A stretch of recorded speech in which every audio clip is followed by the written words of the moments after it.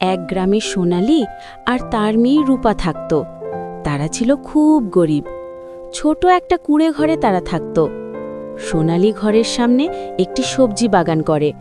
সেই সবজি সোনালি বাজারে বিক্রি করে কষ্ট করে সংসার চালাত আর রূপার পড়াশোনার খরচ দিত। একদিন রূপা স্কুল থেকে ফিরে মন খারাপ করে বসে থাকে। তখন সোনালি জানতে চাইলে রূপা কাঁদতে কাঁদতে বলে, মা, স্কুলে সবাই আমাকে অনেক খারাপ কথা বলে, সবাই আমাকে গরিব বলে হাসাহাসি করে, আমার শুনতে ভালো লাগে না। তখন সোনালি বলে, দেখ মা, আজ আমাদের এই অবস্থা হলেও সব সময় তো থাকবে না। তখন রূপা বলে, এভাবে আর কতদিন চলবে মা? এই বলে রূপা মন খারাপ করে বসে থাকল। তখন সোনালি বলল, আল্লাহ একদিন ঠিক আমাদের সহায় হবেন, একটু ভরসা রাখ। একদিন ভীষণ ঝড় বৃষ্টি হলো। সবজি বাগানে পানি জমে। সোনালির সব সবজি নষ্ট হয়ে গেল। ঘরে চাল নেই, টাকাও নেই।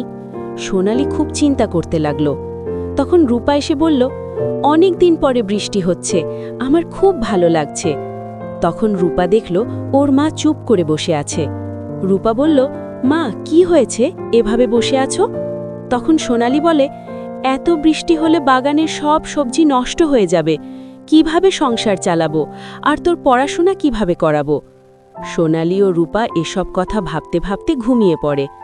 পরের দিন সকালে ঘুম থেকে উঠে সোনালি বেছে বেছে কিছু ভালো সবজি বাজারে বিক্রি করতে নিয়ে যায়।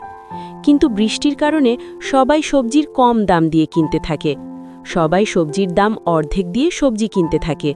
সোনালিও নিরুপায় হয়ে কম দামে সবজিগুলো বিক্রি করে দেয়। পরের দিন নিরুপায় হয়ে তারা গ্রামের জমিদার মশাইয়ের কাছে সাহায্য চাইতে গেল। কিন্তু জমিদার মশাই বললেন, আমি তোমাদের কোনো সাহায্য করতে পারবো না। সোনালি অনেক অনুরোধ করো, তাও জমিদার মশাই কোনো কথা শোনে না, আরও রেগে গিয়ে অনেক কথা বলে এবং ওদের তাড়িয়ে দেয়। দুজনেই মন খারাপ করে চলে এলো।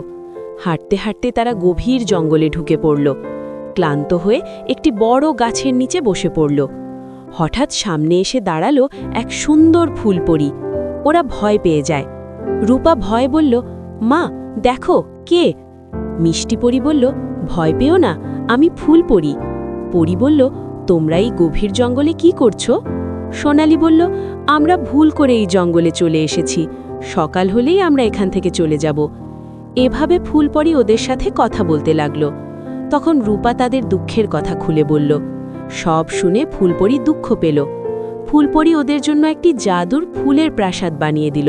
পরি বলে, এটা একটি জাদুর ফুলের প্রাসাদ, আজ থেকে ফুলের এই প্রাসাদ তোমাদের, তোমরা এখানে থাকবে, তোমরা যা চাইবে তাই পাবে। পরি বলে, আজ থেকে তোমাদের আর কোনো দুঃখ থাকবে না, কিন্তু লোভ করো না, শুধু প্রয়োজনের জিনিস চাইবে, তার বেশি কিচ্ছু চাইবে না। এই কথা বলে ফুলপরি চলে গেল। তখন সোনালি আর রূপা প্রাসাদে প্রবেশ করে। ঘরে ঢুকে অনেক খুশি হয়ে যায়। সোনালি কিছু খাবার আর টাকা চাইল, বলল, আমাদের দুজনের জন্য কিছু খাবার আর টাকা চাই। হঠাৎ সাথে সাথে ঘরের এক জায়গায় অনেক খাবার আর টাকা চলে আসলো। সোনালি ও রূপা সেই খাবার আনন্দের সাথে খেল, আর টাকা দিয়ে রূপা আবার পড়াশোনা করতে লাগল। তখন স্কুলেও রূপাকে কেউ কিছু বলতো না, তাই রূপা খুব খুশি হল। এভাবেই আনন্দে কাটতে থাকে মা মেয়ের জীবন।